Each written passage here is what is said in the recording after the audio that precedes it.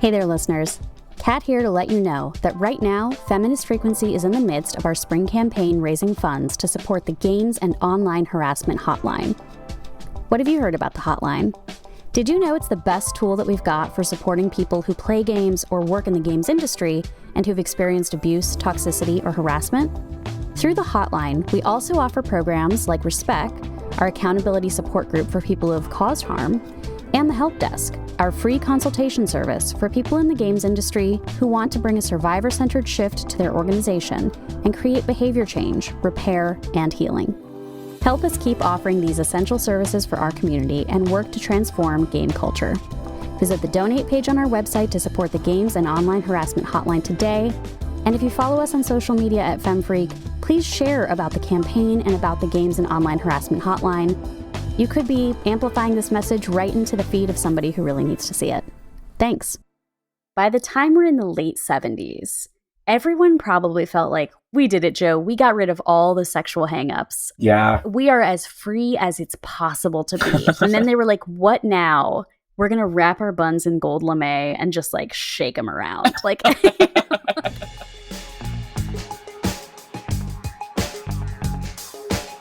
Welcome to Feminist Frequency Radio presents Machos Fully Loaded. This is the podcast that asks you to be critical of the media you love, and this has been the season where we've investigated masculinity in movies and television. I'm Kat Spada. I'm AC Lamberty. Kat, I don't know about you, but I personally have had the time of my life. I don't even think I've ever felt this way before. I mean, that is the best thing I could ever have heard. And there's only one voice you can hear it in, too. Exactly. Well, everybody, welcome to the end. A final strap in and strap on. And today, we're getting into Machos Who Dance. Let's go.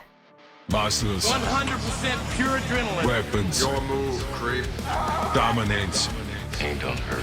Machos. The only place you're gonna go is the hospital. I will be right back. You're excited. This is really where it all began. Because we love Patrick Swayze. Mm-hmm. We dream about Patrick Swayze. I think about Patrick Swayze when my eyes are closed, when my eyes are open. Yeah. Everything I've watched like for this podcast has been like, oh, but what if Patrick Swayze were in this? Or like, how different would it be? Definitely. So just thinking about like, we have all these great portrayals of masculinity, and then what funhouse mirror does it go through when they are also dancing? How do we problematize masculinity through dance? I was a dancer growing up. So I always did ballet and every other type of dance also. And I think that made me also open to a lot of dance movies. Yeah. So watching some of them, I mean, most of them are just bad because the acting is, they're not actors, they're dancers, right. You know? But I think today we get to talk about some like great examples of like either big Hollywood stars who were excellent at dancing or big Hollywood stars who decided to dance. Yeah, say that. It's interesting that you are, I think we approached like a dance film a little differently, but yeah, you definitely make me think of dance films in like the kind of center stage or like Fame, yes. Or like, I don't know, kind of recreational dance way. Yeah. Whereas like my take this episode, I'm doing kind of just straight up musicals, but I think from a time period where dance was more of a like, I don't know, or like mainstream art form. If that makes sense? Yeah. Yeah, like that, the niche of like certain, you know, I was really getting into like, why would somebody be famous outside of the dance world if what they were was a dancer? And, you know, we can all talk about like the Natu Natu scene from RRR is like one of the dance moments of pop culture of the last few years. And it's about dance. Yeah. It's in an action movie. Right. You know, it's like, I wouldn't necessarily consider that like a Telugu musical. It's just that there is this one incredible dance scene. Yeah.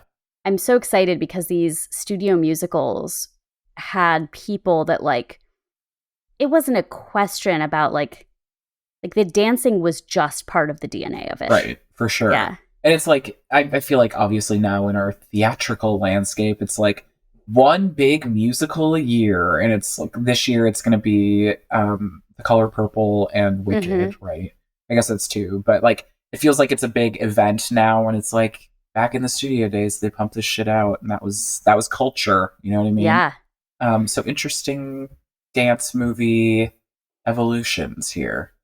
Take me there. Yeah. Okay. So as we've been talking about, I want to talk about some old school dancing machos this week. I am a closeted theater kid, ultimately, at the end of the day. I love studio musicals of the 40s and 50s. And in terms of like celebrity lore, listen, my household has a lot of stupid lore.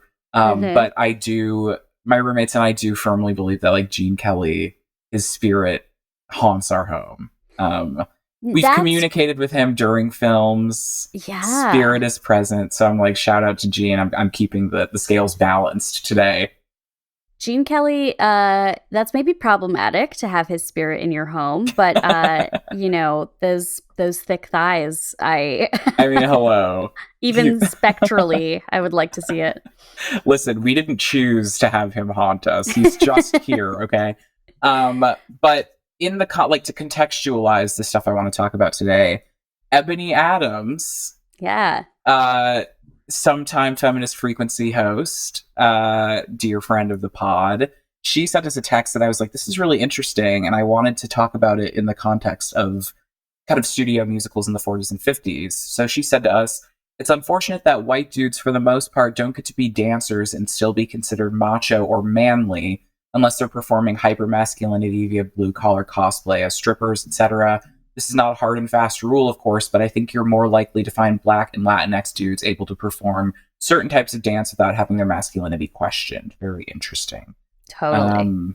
Which I thought was fascinating, and I can totally see that with especially contemporary films, like where we think of like your Step Ups or your Magic Mikes or whatever. But I wanted to consider that with older films as well. Any thoughts on Ebony's kind of pitch there? I mean, just to think of like Step Up, I mean, in a lot of ways, like Channing Tatum is this outlier because he's white also. Like we often are presented with like street dance as being like, there's Latin dance and then there's hip hop and all of the iterations of those. And then if you're like a white man who's a dancer, you're classically trained in some way. Right. And it's definitely like, it's definitely something where like I think that conversation started with West Side Story. And the dance, you know, we had the Jets dancing, but what they were dancing wasn't like a particular style. Whereas when the Sharks are dancing, like it's very much a part of their culture. Right. And that I'd love like an actual dance historian to like break down the choreography of West Side Story for me and tell me like, this is where these moves come from and this is where these moves come from. But yeah. That's super interesting too, thinking about like classical training as kind of a precondition for masculinity and dance or whatever. And I think that we see that change a bit through history. Like, I don't know, like starting with Fred Astaire, kind of Busby Berkeley era, I'm thinking of dance numbers with extremely wealthy white guys who look incredibly like rich and a little prindy and like kind of untouchable in that way. But I feel like as we hit kind of Gene Kelly stardom, like mid to late 50s, then you start, and that's when West Side Story came out as well, then you start getting kind of like a different take on masculinity. I feel like that was the rise of like kind of new Hollywood stars, like Brando is going to start acting shortly too, like that new form of masculinity where it's like you have to be, you know, macho, like literally machismo, you know what I mean? Yeah. I don't want to step on your, are you going to talk about Guys and Dolls? No, I've never seen Guys and Dolls, so please tell me. Oh boy. Oh boy. No, it's great because like there are two versions of Macho in this movie, Sinatra and Brando. Oh wow. And it's kind of like Brando's hat is like down the front of his head and Sinatra's hat is like perched on the back of his head, and that's all you need to know. The two genders. Yeah. And they're like gambling and they're lying and they're kind of catting around, and they're also like singing and dancing, and you can tell that like Brando's not a great singer or dancer, but he's just got it. Like he's got charisma. So you're just like, yeah, go for it. Like the singing and dancing is coming from other places in those scenes. Right. Where Sinatra is also like, he's a different type of performer than a Gene Kelly or a Fred Astaire. Like he's performing like he's a soloist on stage. Yeah. And I really recommend Guys and Dolls. Let's check that out. It's produced to the hilt too. Like every scene, That's like not a square inch of film wasted. Incredible. I have to check. I will definitely have to watch it. I didn't know Brando was even in that. That's crazy. Yeah.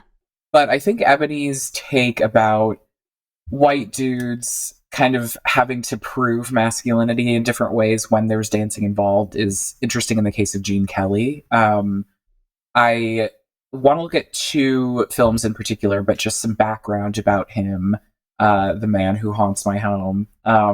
So I want to start with this quote from Louis B. Mayer that I think about literally all the time. I think it's so funny and also hot.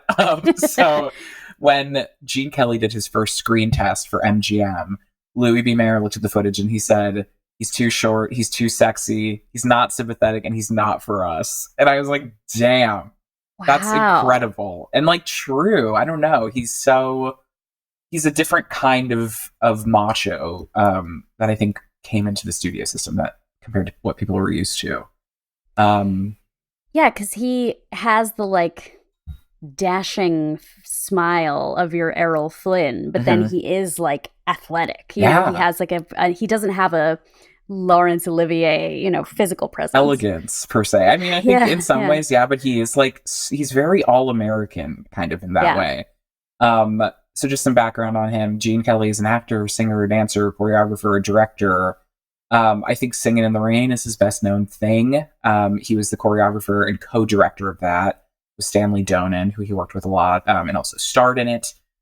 Had a super all-American upbringing. Like he literally went to college and was in a frat and was studying econ before his family randomly opened a dance studio, and then he became a dance teacher and choreographer.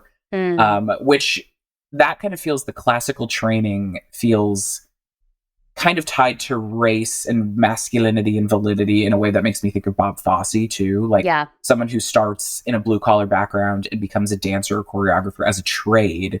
It feels more of like a respected mode of masculinity for male dancers at this time. Like there's a craftsmanship to it. You know what I mean? And then it's an entry point into the upper class because you're welcomed in as a performer. Yeah, you're afforded mobility in that way. But so once he became a choreographer and dancer, he worked on projects, and then MGM did pick him up on a contract, quote, after much internal resistance, which is very funny to me. But most of his early films were kind of dance showcase films, but he largely played working class and blue collar characters. So Pilot 5 and Anchors Away and On the Town. I love On the Town. I don't know if you've seen it. I haven't seen it. So goofy. It's just another one of those like servicemen coming home wanting to find a woman on their break or whatever. Well, okay, maybe I have seen. I've seen Anchors Away, and so I'm probably like, I could be conflating them. Incredibly similar. One of them has Tom or Jerry in it. Correct. Couldn't tell you which off the dome, but right. Yeah. But like he plays servicemen in those three. He plays in American in Paris. He plays a veteran, which I think is another kind of way into like a respected masculinity, quote unquote. He has these like kind of swashbuckling hero roles in Brigadoon and The Three Musketeers. I think one of those is that kind of clip that was going around Twitter a couple of years ago where he like swallows the cigarette before making out with this woman. Do you remember that? I do, and that is that's The Three Musketeers. I think it must be. That's so like kinky. I know. I was like, this is hot as shit. Well, it was around the time when it was announced that Chris Evans was like working on a Gene Kelly biopic, and people were like, he does not have this fucking level of swag. It's insane. Totally. And then like showed that clip, and it's true. Do you know the story about Brigadoon and Seven Brides for Seven Brothers? No. I haven't seen Brigadoon, but I have seen Seven Brides for Seven Brothers. Seven Brides for Seven Brothers is so wacky. It's so incredible. So I guess the studio was like, we have 2 like big cast musicals coming out, and Brigadoon is like a huge Broadway sensation. Like this is going to be the classy movie. It's all in black and white. They put a lot more budget into it, and they put like 5 cents into Seven Brides for Seven Brothers, but it's in like Technicolor, and it's so much more fun. It is a blast. It's so, I mean, it really is random, you know, like it is so random. And it was way more successful, but also it has Russ Tamblyn in it of West Side Story and Twin Peaks, like still working. Russ Tamblyn. And of course, Julie Newmar. Oh my God. As Dorcas, one of the 7 brides. Which bride do you most identify as?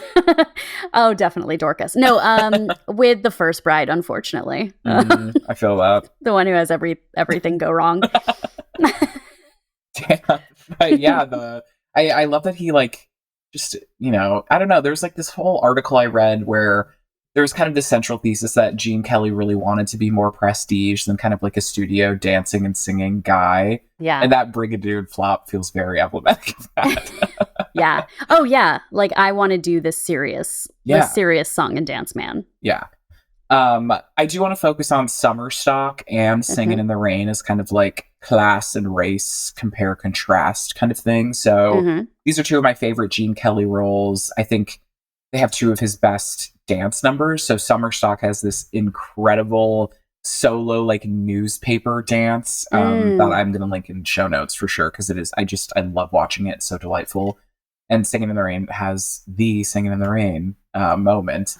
But I think the roles that he plays in both in general really are pretty demonstrative of like the difference in like perceptions of masculinity with dance and class. So Summer Stock, he plays this blue collar laborer, like turned artist. He's really hot and buff. He's part of this like traveling theater troupe that goes to a farm, and they're going to put up a show at the farm over the summer. He falls in love with Judy Garland. It's very cute, but basically you see him the whole time like either dancing or doing manual labor and kind of being both macho and sexy, artistic in that way. But I feel like the dancing serves to actually affirm that masculinity and that kind of edgy, like gritty blue collar class difference. But like he is still throughout the whole thing, despite the fact that he is dancing just constantly and being annoying with it, like he has this like hot love story. He's very capable. He's like a leader. He's super mask. Despite being this like dancing lad, you know? I like that notion of like the going back and forth between labor and dancing, and how different that is from like the actual trajectory of like if you are a choreographer, a dancer, like, which was a lot of the movies I'm talking about, which are like characters for whom dance is their career. Yeah. And you have that in Seven Brides for Seven Brothers, where they're like, you know, chopping wood and then dancing. Yeah. But then then it also is like, when are they dancing versus like, when are they dancing with women? That's I also think is part of it. That's super interesting. And it's very different in Summer Stock too. Like the dancing with Judy Garland, like that relationship is so, even the tone of the dance is so different, and the way that it affirms masculinity in a more like relational, romantic way is really interesting. But yeah, labor is always kind of the underpinning of like, don't worry, he's not like a sissy or like effeminate or whatever. Singing in the Rain is interesting to me, though. I know it's like thought of as a dance film. I think it's a musical, etc. But Gene Kelly plays a far different role. Like he plays a famous person. He is definitely upper class. He is, you know, wealthy, makes a lot of money. But he really doesn't dance a ton in the way that he had in his early career films. Obviously there are iconic numbers, and we see Donald O'Connor dance a lot too. But I think that him playing this wealthy character who is a little more acty than dancey in this film allows him to be like his masculinity to come into question or be like the butt of the joke at times. in a far different way than summer stock, which I think is really interesting. I don't know. I find him more simpering and like less macho in Singing in the Rain for sure. Yeah, there's maybe one throwaway that like he used to be a stuntman. Yeah. And other than that, it's about like singing. I mean, it's so much about... And it's about rain. And it's about rain. But it's like the fact that the Singing in the Rain dance number is not even like my favorite dance number in the movie. Totally. And it's one of the great dance numbers on film. Exactly. But it also, I mean, for this episode, it brings us Gotta Dance. Oh.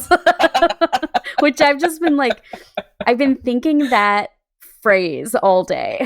I mean, you have to.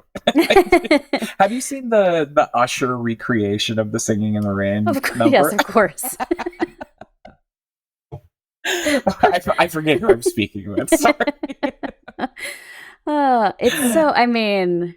It's great. He's amazing. Great. He's one of our best. How about Tom Holland lip sync battle transition into Umbrella? It's the most 2014 thing I've ever experienced.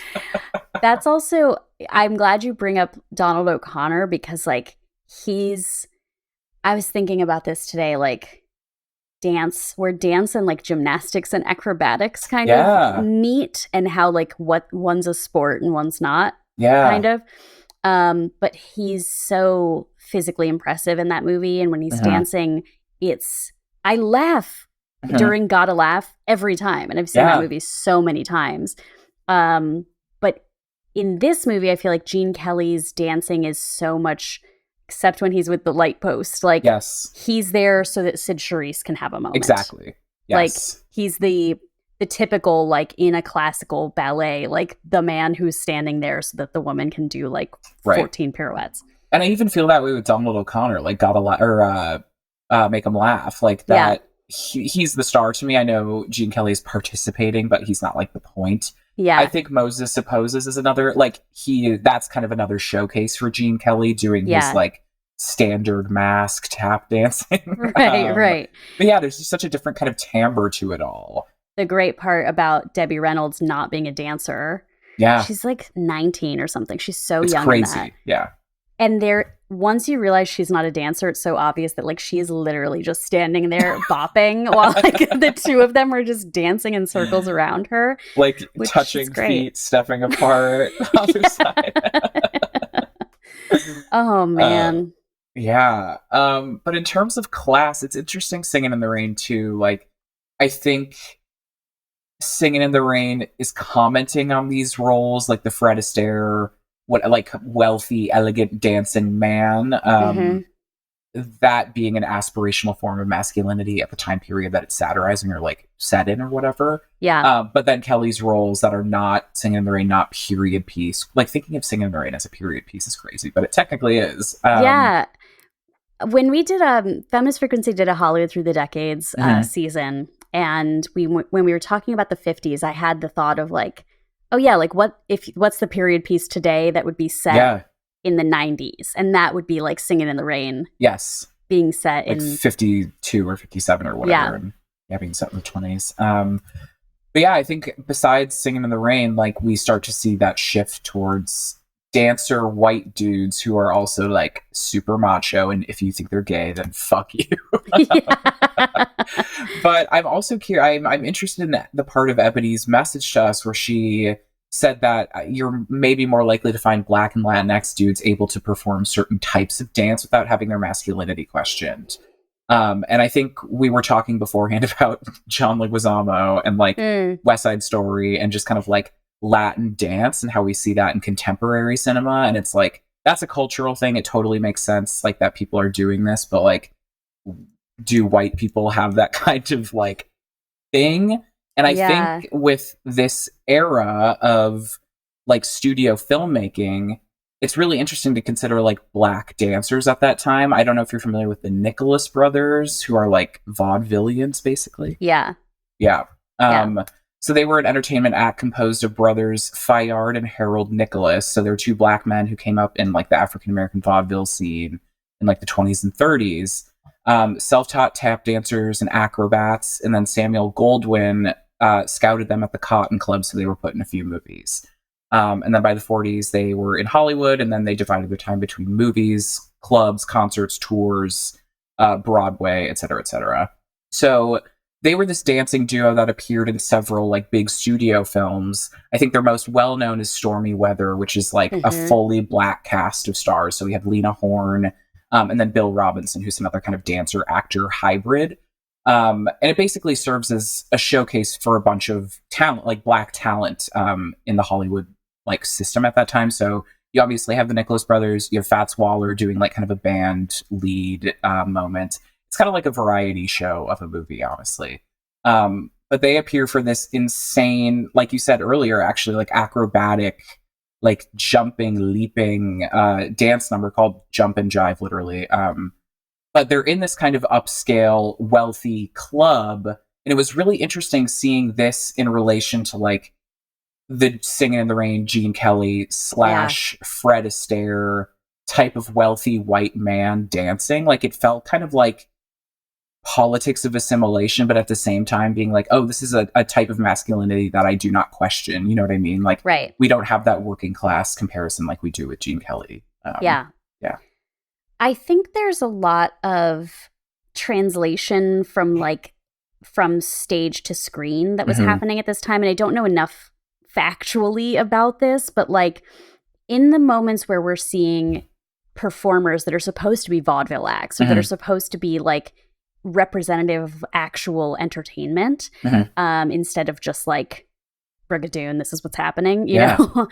Where in real life, I think there might have been more like black performers, but then when that like thing turns into being on in the movie, it's either whitewashed or it's like, I just feel like it's sort of painted with a really broad brush. When we did that Hollywood Through the Decades, we talked about a 1932 movie called Blonde Venus with Marlene Dietrich. Yeah, that was pre-Hays Code. Pre-Code, and it had like a lot of, there's this one number that we talked about as being like, it's very difficult to watch today because it's so overtly racist. Yeah.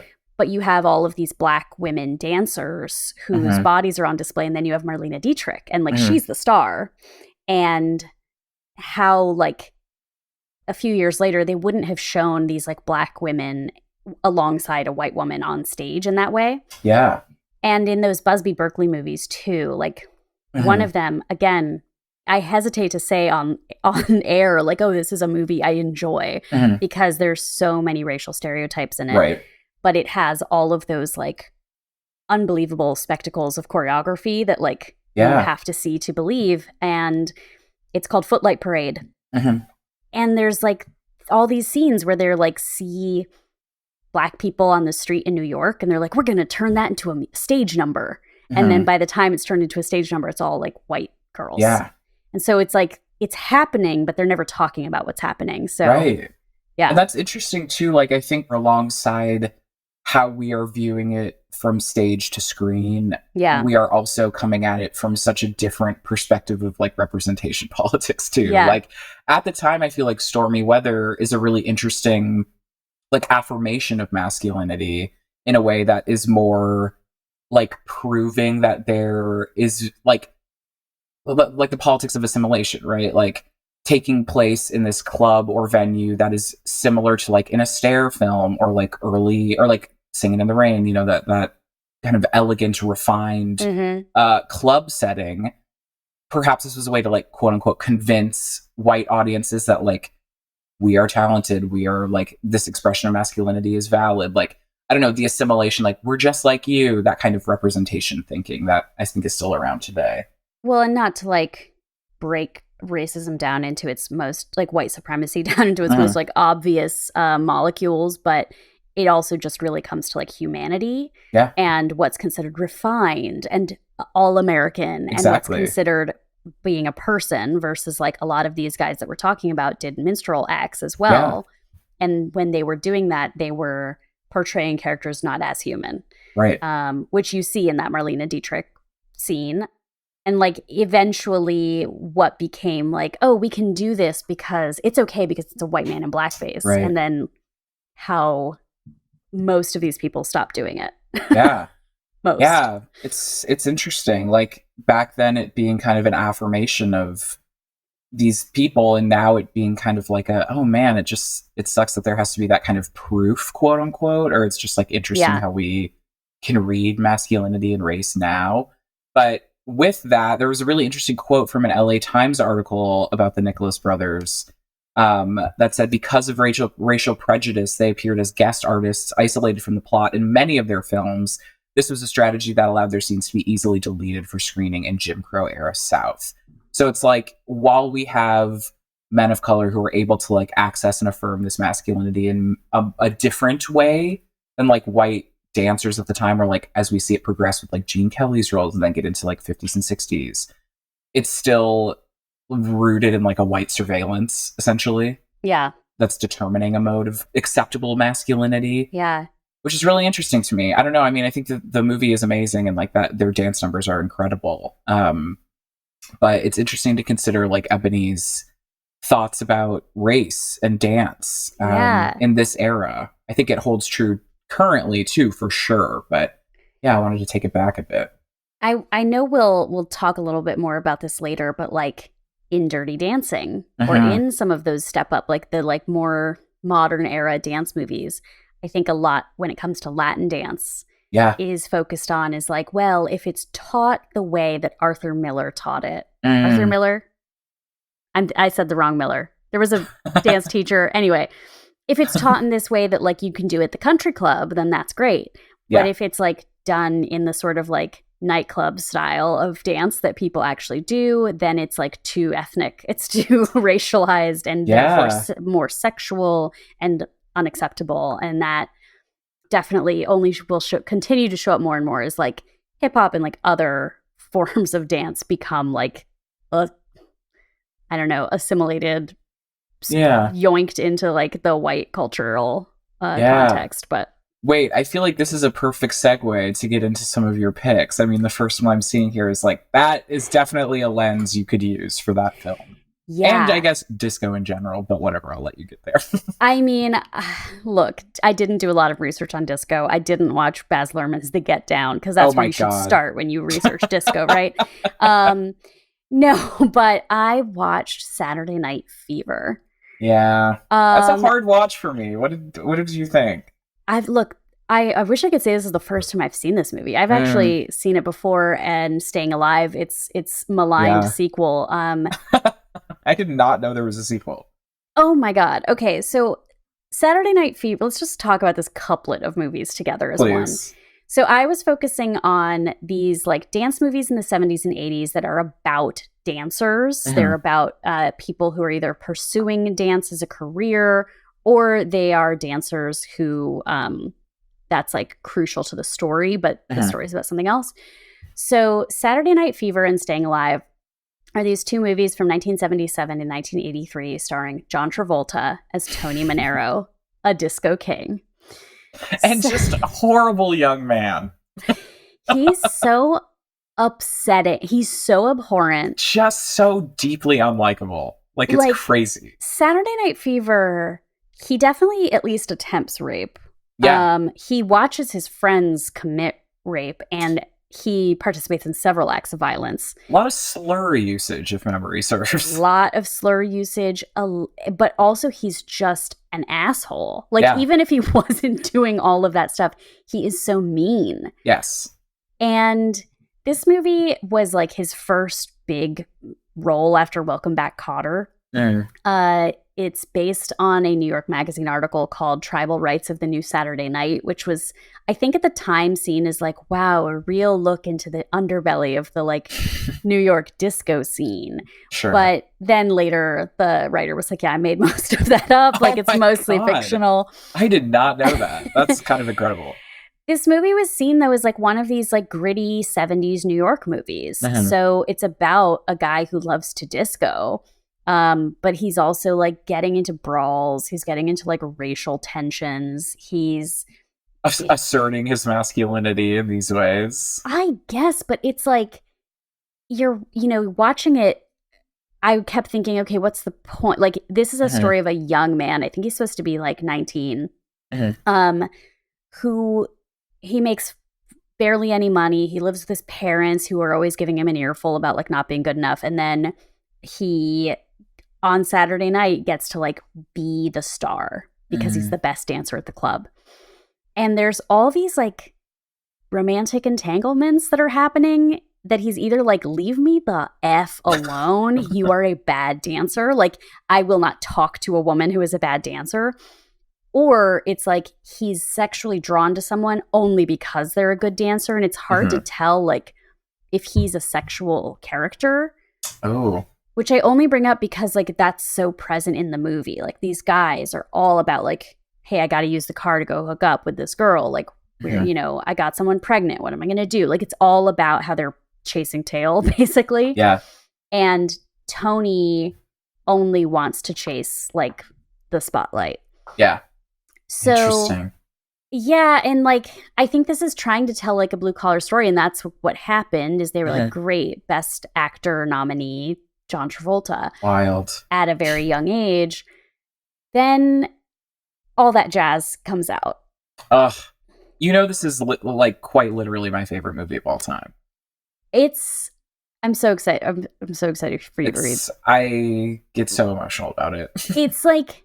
Bob Fosse is such a character. Like I love that at this point in our lives we have Lin-Manuel Miranda as Roy Scheider, as Joe Gideon, as Bob Fosse in Fosse/Verdon. Oh like, my God.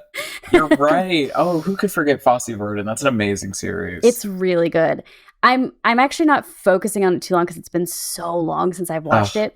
But I just wanted to point out like what happened between 1977 and 1983 when they make a sequel to Saturday Night Fever.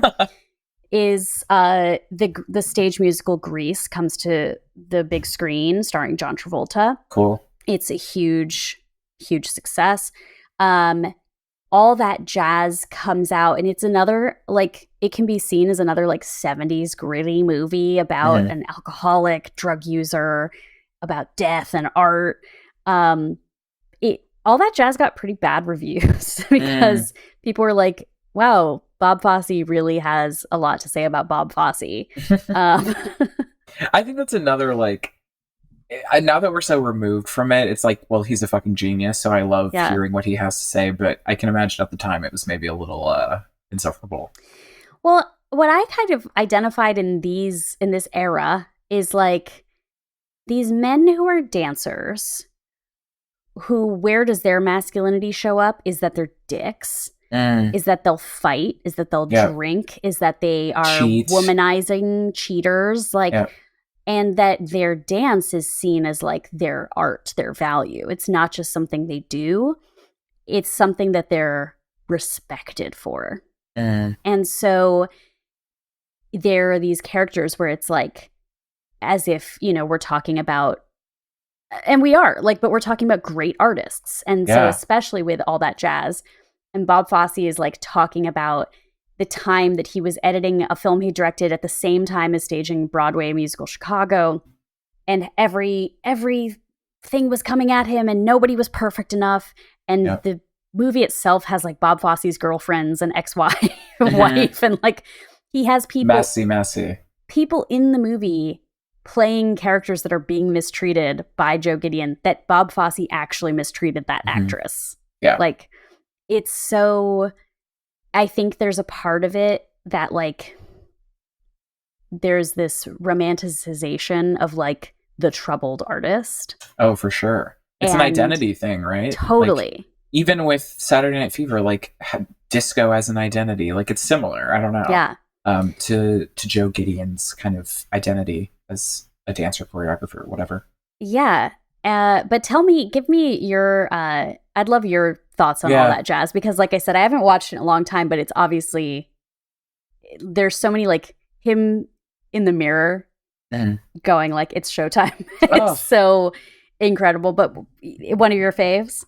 It is my favorite movie of all time. This is going to sound so pretentious. I saw it at Cannes when I was interning, and they did like a retrospective screening of it. And I was like, this sounds kind of good. And I love Chicago. I've heard of Fosse, whatever. And I just became obsessed. Like, Fosse is one of my favorite directors of all time, period. Yeah. But In terms of like dance, like the actual craft, there are just some of the best dance scenes of all time. Like the Erotic Airways number is top 5 scenes for me ever. I think we should link that too. Like it's so magical to watch. It is so, and like I said, like it's probably easier swallowed now that we are removed from Bob Fosse as a person and artist in the public eye, but seeing something so scathingly autobiographical, like this guy like hates himself, like you can kind of tell, and it's incredible, like, and it's amazing. It really does feel like a reckoning in like autobiographical film that I haven't seen done as well. Like it's perfect to me. I love it. And shout out Ben Vereen,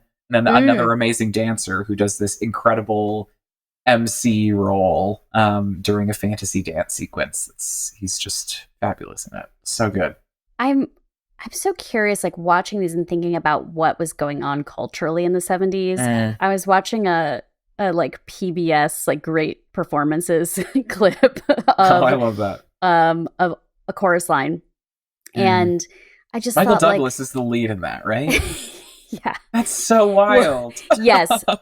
And but they were doing like the Broadway cast on PBS, like doing a performance. But I just had this thought that like, okay, by the time we're in the late 70s, everyone probably felt like, wow, we really did it. We did it, Joe. We got rid of all the sexual hangups. Yeah. We are as free as it's possible to be. I think that's how they must have felt. And then they were like, what now? We're going to wrap our buns in gold lame and just like shake them around. Like, because there's something to like, so I don't have a lot of familiarity with jazz dance, like jazz and modern, like it was this hugely transformative time in the dance world. Yeah. Starting in like decades earlier, but like by the time of the 70s that it was popular dance culture to have like a complete perversion of like classical ballet, being, and alongside disco, like taking dance and music out of Black communities and like making them acceptable for white communities. And it's just interesting because like it's hard for me to watch and see this as like, oh yeah, this is the top level of like dance artistry, because it seems so dated to me. In that way that it's like it's so of its time that it's not timeless, but that's okay. That doesn't mean it's not like incredible. Yeah. But anyway, let's get to 1983, because how the fuck... This was post-Grease. Yes.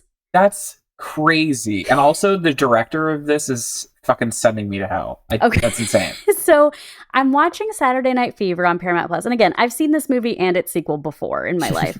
They're also like just vehicles for the Bee Gees. Like both of these movies, they were just like, we want to do a Bee Gees album. Do you want residuals? Can we do a movie about their music? Yeah. So immediately after the success of Saturday Night Fever, they're like, we got to do a sequel. What's Tony Manero up to next? Well, he was a disco king. Like, who is he terrorizing now? Yeah, he's the worst. But like now what happens to him? Little stinker. His friend like falls off the Brooklyn Bridge or something, like after trying to rape someone and like get an abortion. Like it's insane. Terrible. So they decide that, and by they, I mean John Travolta and like the guys behind Saturday Night Fever, that Tony Manero would go from being the best disco dancer in his borough to moving to Manhattan and pursuing a dream of dancing on Broadway. The Great White Way. This movie is like, how do we do the like only the dance parts of all that jazz, but worse? And they shop it around for a couple of years. Eventually, they just like literally John Travolta sees Rocky 3, I think. And like at this point, Sylvester Stallone has directed a couple of Rocky movies. Okay. And he's like, that's who we need. God damn it. That's crazy. Only someone with the verve of these Rocky movies will really get Tony Manero on Broadway. Like he'll really make it make sense. And this is like, you watch it, it was successful, but it was also panned. It's like of of movies that have over 20 reviews on Rotten Tomatoes, there's only 43 that have a 0% rating. The earliest one on the list is Staying Alive from 1983. Congrats, Sylvester, you did it. Here's where also like the machismo of it is like, whose machismo am I dealing with? Am I dealing with Tony Manero's? Am I dealing with various choreographers, including one played by Kurtwood Smith? Am I dealing with Sylvester Stallone and John Travolta's machismo? And the answer is yes to all of these. Period. Like, because what would have been a better movie is that Tony Manero thinks he's hot shit, moves to Manhattan, tries to make it as a Broadway chorus dancer. Flops. Midnight Cowboy style. Totally. Urban Cowboy style. John Travolta's like next movie. That was what the movie was going to be, but Travolta was like, no, Tony Manero would be a Broadway star. That is really, honestly, like heartbreaking in a way.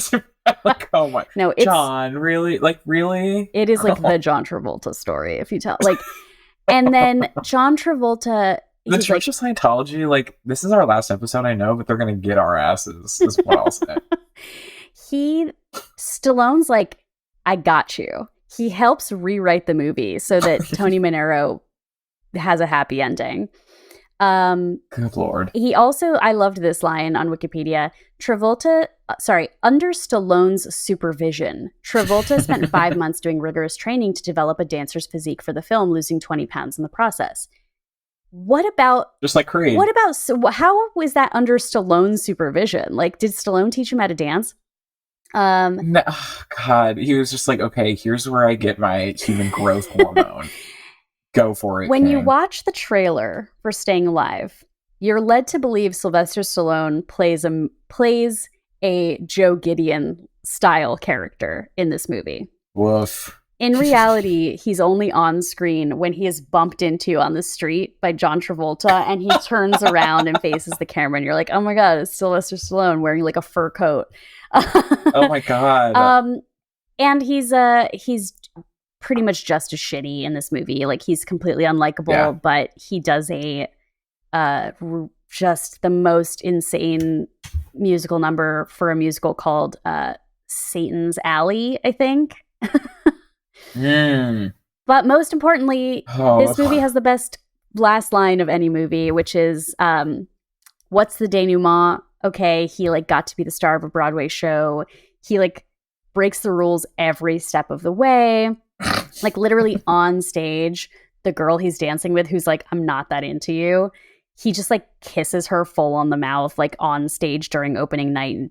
He sucks. She like scratches his face, and then she apologizes to him. There are several moments where the director's like, you weren't supposed to take a solo, and he's like, I took a solo. And then it's like, okay, what's the lesson going to be? Like, Tony Manero's the best at dancing. And he says to like his girlfriend, who's also there, that's not the one he was making out with. Mm-hmm. He's like, you know what I want to do? Strut. And then he walks out of the theater. Yeah, now sissy that walk, John. He walks out of the theater to Stayin' Alive and struts, and that is the end of the movie. That is kind of amazing. It's garbage, but like if you just watch the last scene. So I just felt like this was an era. When you're watching the dancing, especially, it is so like all the men and women are doing the same moves. It's very fluid. It's a lot of leaps and it's a lot of extensions. And these men are like slender. You know, they have like the dancer's body where everyone's in a unitard and they all look alike. And you're seeing John Travolta in like just a little brief and leg warmers and a headband. Like, there is something about it where it's like, I'm curious if audiences watched this and thought like, this is extremely gay or not. Oh, do you know what I mean? Interesting. Like, because they don't really do anything to like, they're not ever trying to prove like, oh, I'm such a man. They just are womanizers and they love to do this particular style of dance. Right. So it's really something like aesthetically, it just has this look of like going a few years later, but like the Olivia Newton-John music videos, where you're looking at it and you're like, this has a lot of like homosexual aesthetic. I don't know. Yeah. But like, that's not ever touched in the movie. That's interesting. You have a note that says like big Dirk Diggler energy, which is also very true and similar in that way. I mean, I think Boogie Nights is actually commenting on that, and you have the moment with Philip Seymour Hoffman's Scotty, where there's like, maybe there's a little bit of addressing how this could be construed as homoerotic or, you know, the aesthetics, the relationships, whatever. But maybe it was just cultural. And people watch that movie and are like, yeah, that's just how you are a guy these days. I mean, in the same way that like men were wearing lifts and heels at this time, and like maybe florals. I don't know. Like, and that wouldn't have necessarily been seen as like unmasculine, because it was just a time in culture. But like, yeah, if it was just a few years later, I would think you'd have even like some side character in the same way they do with Boogie Nights. You'd have some makeup artist who's like, you know, oh, aren't you so hot, Tony? And he'd be like, And then he'd call him a slur. Yeah, and then he'd be like, something bad. Right. Yeah. But like, it just doesn't approach it. It's like as if this is a world without gay people, because the dancing is just about like, oh, I'm going to show this woman that I'm like a real man. Yeah, sexual virility, straight sexual virility. Damn. And finally, I want to talk about a movie that I think is an excellent movie. It's not a dance movie, but it is about and starring dancers, and that's 1985's White Nights, directed by Taylor Hackford. Really? Have you ever seen this? I have not. My only Baryshnikov frame of knowledge is Sex and the City. Totally. I mean, Baryshnikov is fascinating because he is such a crossover from like he's a celebrity. Like, he's not just a dancer, he's a celebrity. He was in movies, television. The fact that he ended up being a heartthrob decades later on Sex and the City. I was shocked watching. I only watched Sex and the City recently for the first time and was like, wow, what a choice. Like, very interesting. I loved your reminder that Gene Kelly was a short king, because Misha is like 5'5" also, and that could have made him not a successful dancer, because in ballet you need to be able to partner to tower over a woman on her point shoes. So this movie White Nights is a political thriller. And it stars Mikhail Baryshnikov as a Soviet defector and ballet dancer whose plane crashes in Soviet airspace. And there's one of the great, like, tense scenes in a movie when he realizes the plane is going to crash, and he is panicking because he knows that he will be captured by the USSR if they crash. And he's freaking out. And he's just come from a white tablecloth gala. You know, he's living large in London and Paris and New York and all these places. And now he's like, ugh. While there, he is put under the supervision of Gregory Hines, who plays a defector from the United States. And so Gregory Hines is a tap dancer who is performing here in Soviet Union and lives with his wife, played by Isabella Rossellini. And at first they're like, hey, Mikhail Baryshnikov, you're imprisoned back in the Soviet Union. You have to dance. We're going to make you dance for us. Gregory Hines is going to make sure you don't screw off. And so they kind of develop this like uneasy truce between the three of them. Helen Mirren, who was Taylor Hackford's wife, also plays a Russian dancer who's kind of used as a pawn in all of this. So it's like a great, one of those great kind of, sounds cool. Like following the steps of like the ticking clock, and is the escape going to happen, and what subterfuge do they have to do? Yeah. But it has these incredible dance scenes because you can tell that like the characters, but also the performers, Baryshnikov and Hines, respect each other so much as like being at the top of their games. And I would, I'll point to you mentioned the Nicholas brothers. Like tap is has such an interesting history. Oh yeah. And that we would have a character who, it would be very easy to say that like ballet is real art. It'd be very easy for a movie to say ballet is real art, tap is not. This movie doesn't ever go there. And I appreciate that because it's like you see these two men doing things that are just incredible to see. They're like one shot of them just rehearsing with a boombox. And it's like not a big stage performance. And it's like you're breathless watching them dance. I have to see this, actually. Yeah, it's really good. Thinking more about just the plot, I'm like, this is wild. Like, it sounds very fun. If it's not streaming anywhere, I'm pretty sure I at least have it on DVD, but I think I upgraded it to Blu-ray. Because don't worry, this podcast is hosted by physical media freaks. Say that. Yep.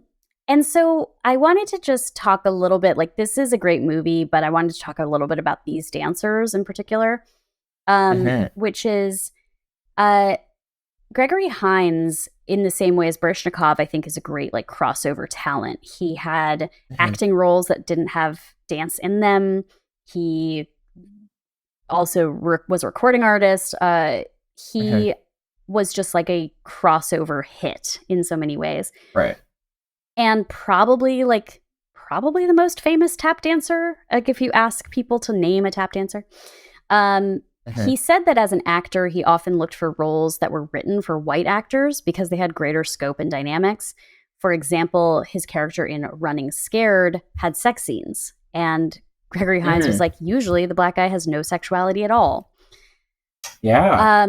Baryshnikov, Baryshnikov is sort of a successor to Rudolf Nureyev in terms of like, these were Soviet defectors who became very beloved in the West.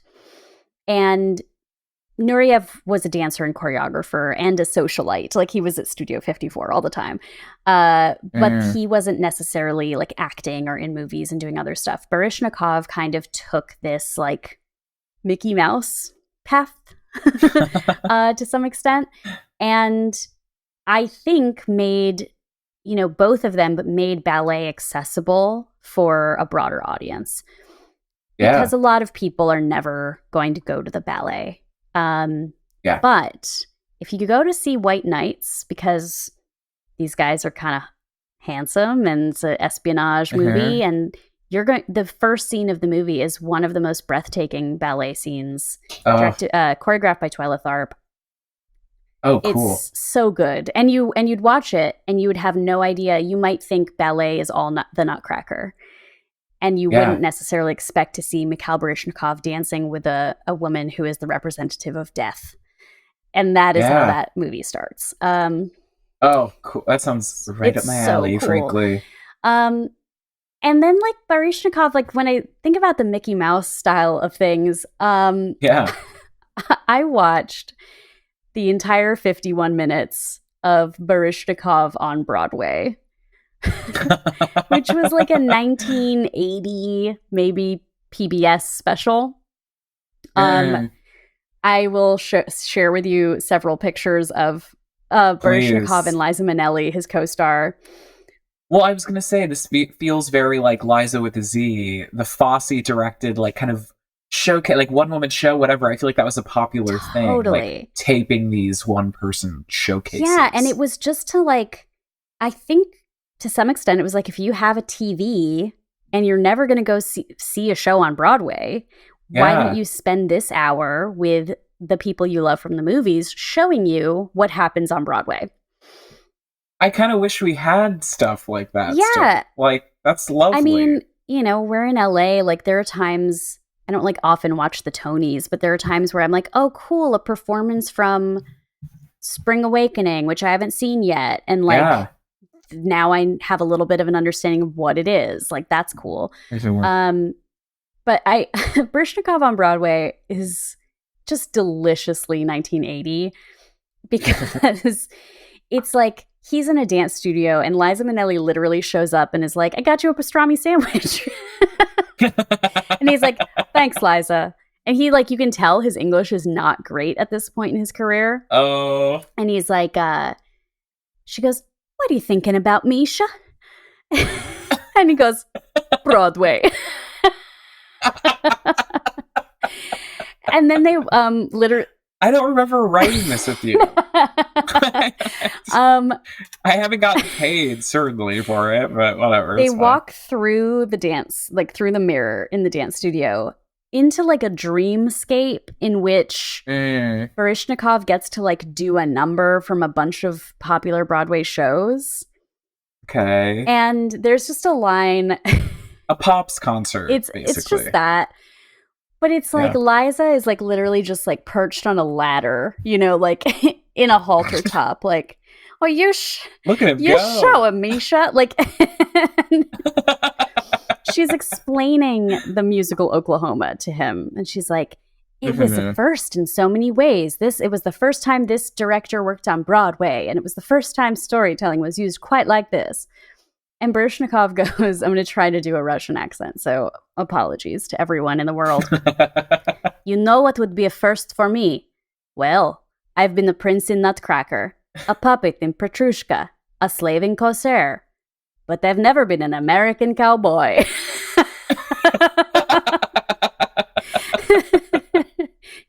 And that day, a dream came true. I'm just like, so, I mean... Honestly, this is the final diary entry of Machos Fully Loaded for my like personal examination of like being fascinated with men in the way that we are conditioned to be by culture, but also just in the way that we personally desire them and like to look at them and like to see what their bodies can do. Is like watching dancers has always been such a huge part of like being a dancer and being a fan of dance. And seeing men be very powerful in this way has always appealed to me. So that's why like Matthew Bourne's Swan Lake, I think, was really groundbreaking, because it put a lot of men in a much more like naturalistic or animalistic way than they had been seen on the classical ballet stage. Cool. And so I just want to, they'll be linked in the show notes, but there's just a couple of like dance movies and dance performances that I want to shout out for anyone who either like, maybe you've just missed these movies, or you're like, you know, I like dance, but I don't seek out a dance movie. Like, I'm not mad when the scene happens in a movie. Here's some recommendations for you all. First of all, watch White Nights, Taylor Hackford, 1985. Yeah. Secondly, I haven't seen this full movie, but I've seen clips from it over the years, which is the movie Tap from 1989, directed by Nick Castle, which is a Gregory Hines showcase. And it was Sammy Davis Jr.'s last role. There's this brilliant scene where Sammy Davis Jr.'s older guy shuffling around sees Gregory Hines rehearsing, and he's like, and Hines is like, "You got something to say, old man?" And then he calls in, like, I wish I knew. I'm sure every one of the men in this scene is like a star of Days Gone By. He calls in like all the old guys from the shop, and he's like, let's show, he wants a challenge. And then these men just blow your mind. They're doing splits and tricks and jumps, and they're tapping in a way that you're like, oh my God. Like, these are like, that's amazing, 70, 80-year-old guys. And Gregory Hines is just watching like, ugh. Really good.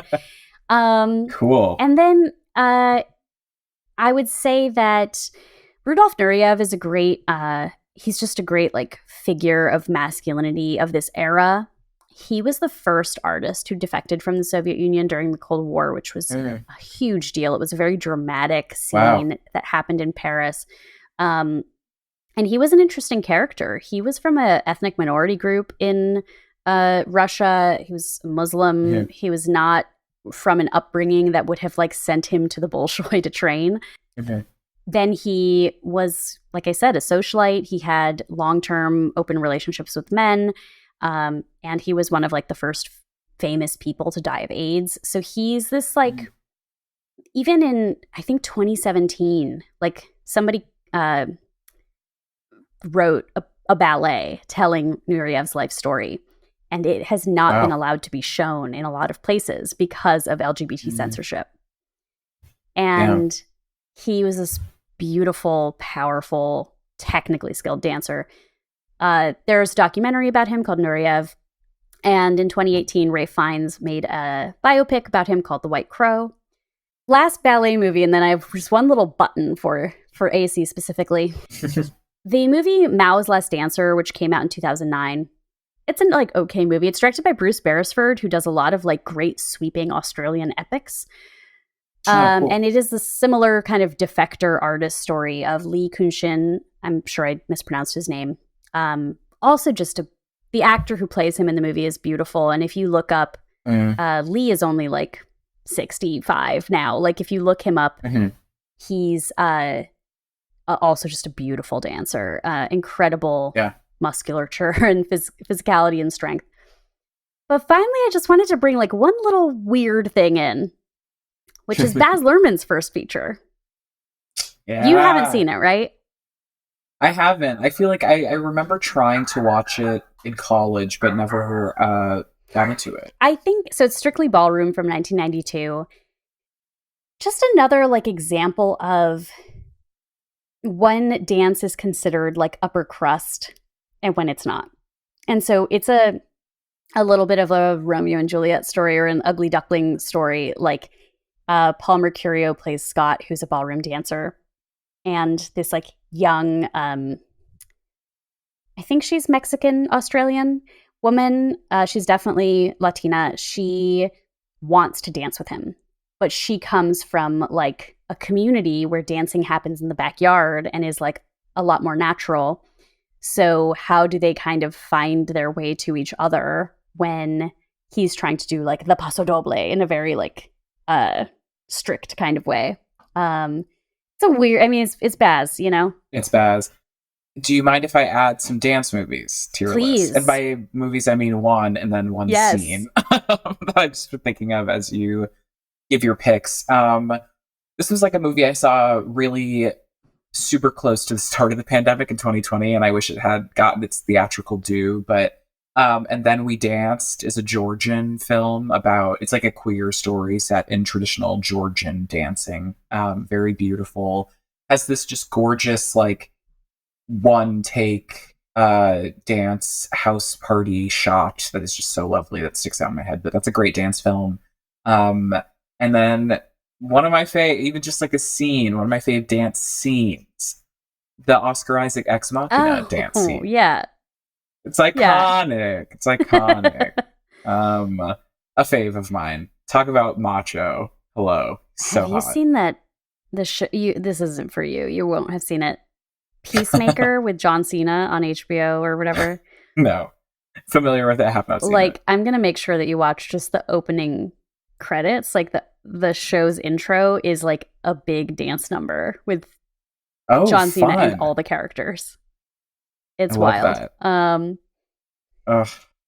Well, wow. Thanks for talking about tattoos. I'm sobbing. It's wow, crazy. Oh man, oh shit. There was a disco song lyric that just flew through my head. 'Cause let's one chance for romance. How does it go? Last Dance or Last Chance, whatever. You guys know what we're talking about. It's fine. Did it. Oh, we'll be right back to share our freak out, our macho of the week.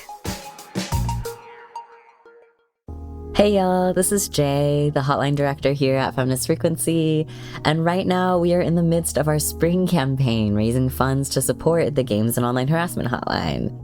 Do you know about the hotline? It's the best tool we've got for supporting people who play games or work in the games industry and who experience abuse, toxicity, or harassment. Through the hotline, we also offer programs like ReSpec, our accountability support group for people who have caused harm, and the Help Desk, our free consultation service for people in the games industry who want to bring a survivor-centered shift to their organization and create behavior change, repair, and healing. So help us keep offering these essential services for our community and work to transform games culture. Visit the donate page on our website to support the Games and Online Harassment Hotline today. Thank you.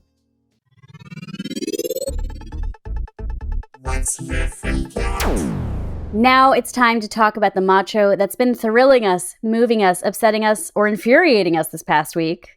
Except, listen, chopping and screwing it for our season finale. Let's just have a little bit of time to download about Patrick Swayze, patron saint of the pod, one of my ancestors, spiritual guides. Let's get into it. All through watching these 70s and 80s asshole dance guys, I thought this is why Patrick Swayze is so singular. Because by the time we get to 1987 and Dirty Dancing, oh yeah, he's a kind of a dick. He's cocky. But it's because he's got a vulnerability that he's trying to protect. I'm already I'm horny. I can't have this conversation. He's so perfect. Oh my God. I mean, for anyone who doesn't know, Patrick Swayze, his mom was a dance teacher. He grew up dancing and he was an athlete. He was a football player. He did martial arts. He had a football injury. And then he went and trained at the Joffrey and other ballet, got formal ballet training. I'm gonna cry. That's so. He's so talented. It's disgusting. Have you seen his PBR commercial from 1979? Is it the one where he's roller disco? No, that is the film Skate Town, USA. Another early Swayze role. I saw a TikTok of that recently, and I was gobsmacked. Frankly, I mean, he is so good at everything he does. And being earnest about it. The way, he was doing televised dance performances with his wife, Lisa Naimi, years into their lives. He did Grease on Broadway. Later on, he did Chicago on Broadway, but he's... I would kill to see him as Billy Flynn, by the I way. saw just some stills. Good Lord, that's amazing. There's got to be video out there. Oh, incredible. The thing that's interesting about him in this episode is he was mostly thought of as an action star, right? An action star who could dance. But I don't know, because I'd say probably the bulk of his movies are serious or action. And then a couple of them are dance roles. But those couple are the most, Dirty Dancing, I think, has got to be his most beloved, remembered. Definitely. I wonder, I'm curious, this is maybe a bit of a tangent, but I'm wondering if at the time, all of these movies that he's in are most known for, besides Point Break or whatever, he seems like an actor who would maybe get a reputation as a women's actor. Do you know what I mean? Somebody who's in movies for women or whatever. But obviously I think that's a disservice. But this is now in the 80s and 90s, this era of heartthrob that is I feel people, you could fold Fabio into the same kind of mold as when Patrick Swayze had the feathered big mane of hair. He was eye candy for women and men. But he's so it's weird because looking at it, it's hard to know how much was he respected. Because I think a lot of guys who just action movies love Patrick Swayze's action movies. Roadhouse is beloved. Point Break is beloved. But then with Dirty Dancing, he is one of the romantic leads of all time. And Ghost, which I watched recently for the first time. Yeah. Yeah. I would have to say, so let's talk just for a second about To Wong Fu, Thanks for Everything, Julie Newmar. Please. And I kind of lump this into Swayze's dance roles because he's playing a drag queen who performs. So we see her dance and lip sync a couple of times. And this is a movie that thoroughly refers to the characters as drag queens when they are living as trans women. In as far as I understand when I'm watching it, or at least John Leguizamo's character. For sure. I don't. Yeah. I haven't seen it in a year or so. Yeah, there's a scene where they get pulled over and Swayze's character is like, oh no, they're going to see my driver's license and it has like my old name on it. And I'm in, full like wig, makeup, everything, just driving around. So, but that's such an interesting movie to come out in 1995 and have three, like, especially, Wesley Snipes and Patrick Swayze are seen as these like extremely masculine characters. Yeah. John Leguizamo said he basically took all protein out of his diet before filming because he wanted to have like really low muscle mass and look very feminine. But that they just committed. I mean, like, it would have been so... If one decision went differently, I feel like it would have been a movie that made fun of these characters. Yeah, for sure. Well, there was this video that you shared with me like weeks ago, even before we were like going to talk about this, but it's some kind of, actor's studio interview about this film. And the interviewer basically just says to Patrick Swayze, like, tell me about your character. Tell me about, how you found her or whatever.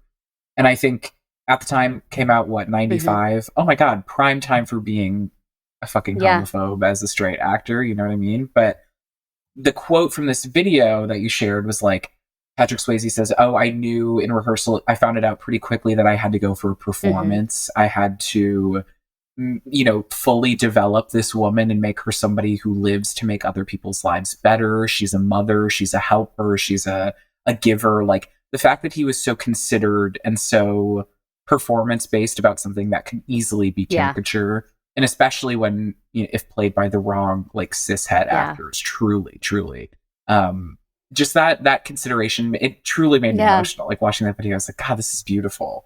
And then there were clips from Wesley Snipes and John Leguizamo, similarly, just, like, so considerate and smart and craft-oriented. I was like, damn, it's amazing that this movie got made. Like, that alchemy specifically it's just incredible that it exists. Yeah, and like, I need to do a lot more reading about the director of this movie, Beeban Kidron, who like has like Order of the British Empire and was like a documentarian for many years. Tu Wong Fu is like not even on her like known for movies. I don't know.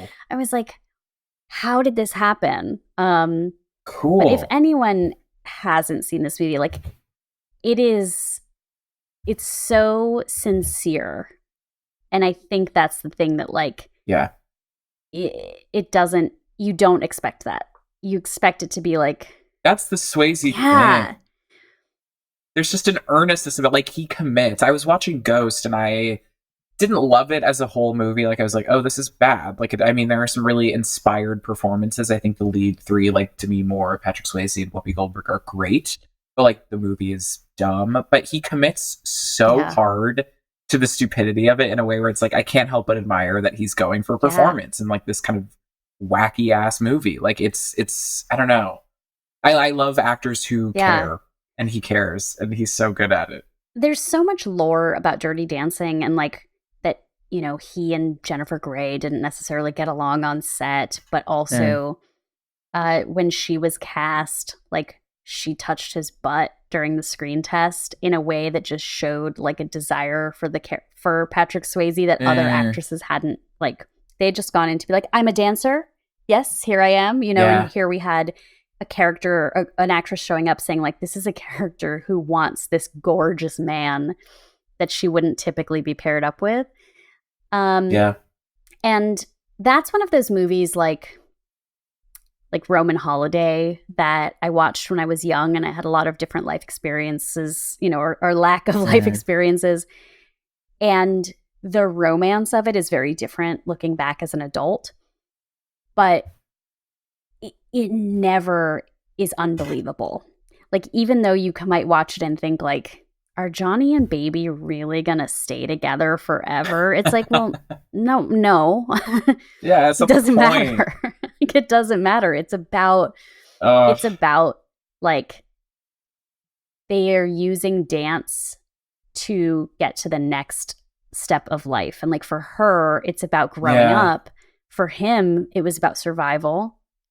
And they find each other in this like really vulnerable time. And it's honestly like, Dirty Dancing has got to be the movie I've watched the most of any movie. And I think that's true for, like, generations of people who had TBS. Yeah. For sure. And, you know, it's a movie that, like, the central inciting incident is a back alley abortion. Crazy. Yeah. He's just someone who I think was so good at using his body to, like, convey pleasure and transcendence and, like, I don't know, just enjoyment in so many different ways. Like, Point Break, you have the ecstasy of surfing and adrenaline and jumping out of the plane, which he loved doing in his real life, which is crazy. In all of his dancing roles, you know, dancing as an expression of sexuality and romance. Like, it's just, he's so physical and so embodied in so many of his roles. And we thank him for it. My God. Please check out the links in the show notes to this disco commercial he did for Pabst Blue Ribbon in 79. And also the Chippendales sketch he did on SNL with Chris Farley, which I was reminded of that sketch reading Bob Odenkirk's book. And he has a chapter just talking about, like, this horrible time watching his friend Chris Farley die over a long period of addiction struggle, and how, like, this scene is definitely the punchline of the whole scene is fat phobia, but like, there's a chemistry in these, like, 5 minutes between Chris Farley and Patrick Swayze as two guys auditioning for Chippendales who both want it real bad, and also are like, I'd be so happy for you if it's you. It's, like, so kind of lovely up until, like, Mike Myers delivers the final blow or whatever, but well, it's similarly, like, I got in a whole reading about the Ghost production and whatever after seeing it, but him and Whoopi Goldberg being, like, kind of besties, like, him really writing for her to be cast in that film, like, I think he seemed like someone who was loved by his fellow actors too, which means a ton, you know? Thank you to Patrick Swayze. Thank you, Patrick. In all things.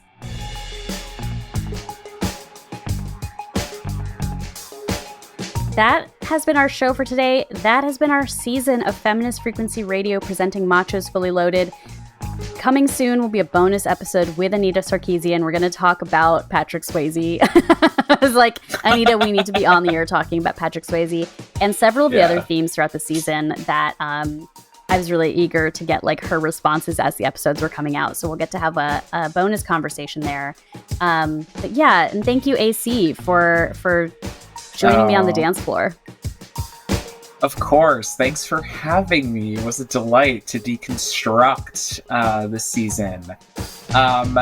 You can follow me on Instagram and Letterboxd at AC Lamberty. I have that Machos Fully Loaded list on Letterboxd if you want to revisit anything we've talked about. I'm on Twitter at cat_EX_machina. I'm on the supporting the WGA picket lines if you show up and say hey. Baby. Also, depending on when you're listening to this, please follow Feminist Frequency on all of the social medias at FemFreak. And if you are a Patreon subscriber, stick around. We have one more bonus for you this season. We're going to talk about the Macho content coming up in the future months that we are excited to consume. If you like our show, help other people find it by subscribing, rating, and commenting on your favorite podcast app. Thank you so much for listening. Bye. Bye.